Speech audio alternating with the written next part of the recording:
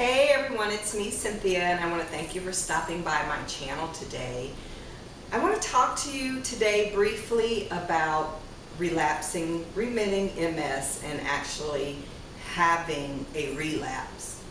The reason why I bring this up today is because I've been feeling kind of sluggish, really fatigued over the past few days, and it got me to thinking about whether or not I was actually experiencing a relapse. So I thought I would just make a quick video because a lot of people don't understand actually what a relapse is. So first off, for you to have a relapse, it is the worsening of a symptom of yours, and we all have different symptoms, but it's the worsening of a symptom that lasts for more than 24 hours, or it is the onset of a new symptom that you didn't have before that lasts for more than 24 hours and has occurred more than 30 days after your last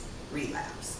So I want to talk about this and share this information because you, if you're a new subscriber, may not know that I am on no medication. I'm not using any traditional medication to manage my MS, and I know that family and friends and some people who have watched some of my videos have left comments kind of concerned about the fact that I'm not on any medication and fearful that, you know, it can lead to a detrimental outcome. And so as I was thinking this past weekend, first of all, I've been up and down the road a lot between Austin and the Little Elm area. That's about 3.5 hour drive, depending upon how the traffic is moving and there's construction. So long drives are tiring for me, but I've had to make several in the last couple of months because my father resides in the Little Elm area and I am his power of attorney, and while my daughter is his primary caretaker, I have to take care of business matters when there's a signature that's required because I am his power of attorney. So needless to say, I've had to make trips back and forth between Austin and Little Elm, and I think that this last trip, which was Labor Day, I went down Labor Day evening and stayed until yesterday evening, so just kind of tired, and while I was there was feeling extra fatigue and felt like there was tingling that was going on in my left side. Now my left side has always been problematic for me and where I experience most of my symptoms, the tingling and numbness, so I just kind of monitored to make sure that it wasn't something new, that it wasn't worse than I typically deal with, and I think yes, that it's nothing new, it's a symptom, nothing worse than I typically deal with, but just seemed to kind of be aggravating me and bothering me for a little bit longer than I would have liked to have been bothered by it.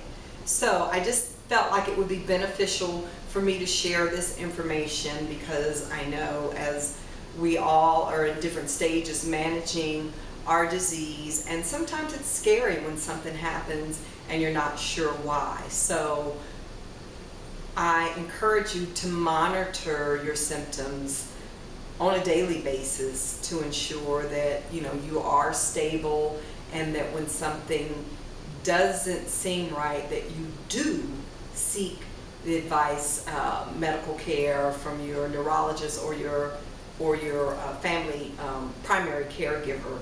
I don't know what your situation is in terms of your doctor, but I see my neurologist once a year, and then if things crop up, that's when I go to my primary care first, and then if necessary I would make an appointment to see my neurologist. Now there are some things that happen that could mimic a relapse, and so just be careful that you're not, I don't want to say wasting a trip to the doctor, but if you're like most insurance, if you're on an insurance plan, there's a copay every time you go, and if you're on a fixed income, or even if you're not, because now I'm retired, so I am on a fixed income. I want to make sure if I'm going to the doctor and gonna, have to write a check or give them my money for this copay, I want to make sure that it's absolutely necessary.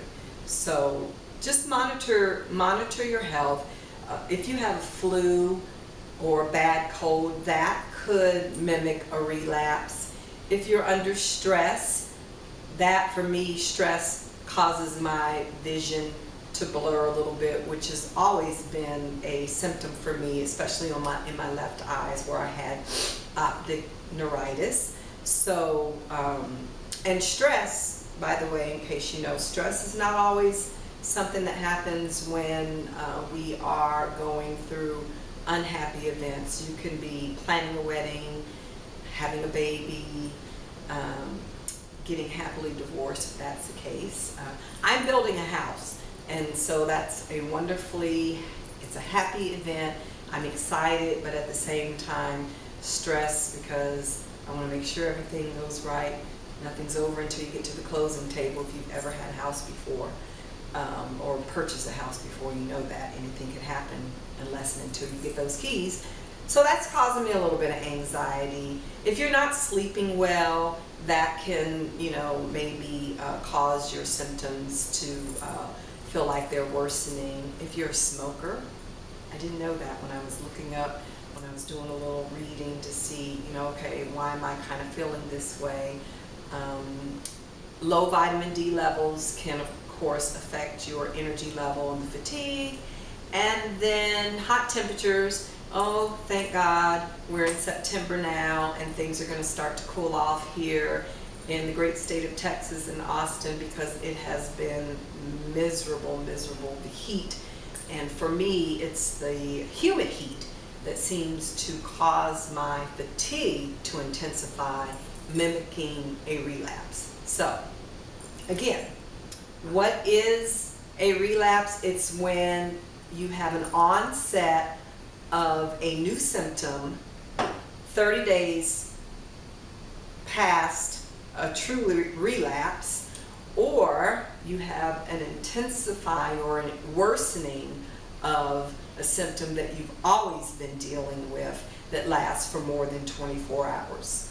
So if you're dealing with something like that, I encourage you to see either your primary care or your neurologist, or if you are managing on your own without any type of medication, and some of you may not even have be managing with the help of a physician, then whatever it is you're doing to manage your disease, just take care and monitor those symptoms closely, and then seek help of a physician if and when you really need to. So with that, it's just something quickly that I thought I'd talk about today. I'm feeling much better today. It's a little after 3 in the afternoon, and I've done pretty much nothing today. When I feel overwhelmed and stressed, my fatigue kicks in. I take care of myself. I'm blessed that I don't work. I'm retired now, operating my own business, so I can do it on my own terms, and I'm very thankful for that. So, and I'm actually now going to have myself a glass of wine. This is one thing that I like to do. I enjoy relaxing and having a nice glass of wine. I am today having Sauvignon Blanc. Yes, no champagne, no Prosecco today. Sauvignon Blanc. Little bit more carbs than would be in my champagne or Prosecco. A glass of Sauvignon Blanc has about 3 grams of carbs. Not bad, but if you're on the keto diet, which I am, I'm really trying to limit the carbs, but I don't follow anything strictly. I just try to have reduced amount of carbs on a daily basis and try to keep it to 20. And so this is my first glass, and this will be, let's see, I had eggs and bacon. No carbs, I don't think, in what I've had. I have to check. I don't think so today. So this little 3 grams, it's not going to hurt me today. It's not going to hurt my carb count, my 20 grams per day. And I am doing well since I went on the keto diet. If you're trying to lose weight, I recommend it. If you're just trying to increase your energy levels, which I think it helped for me, and it reduces belly fat just by, I don't know what it is, how it works scientifically, but it's been a good thing for me. So anyway, now I'm rambling, so I think it's time to go. And with that, I want to thank you for stopping by, and I will see you next time. Cheers. That's nice. Bye.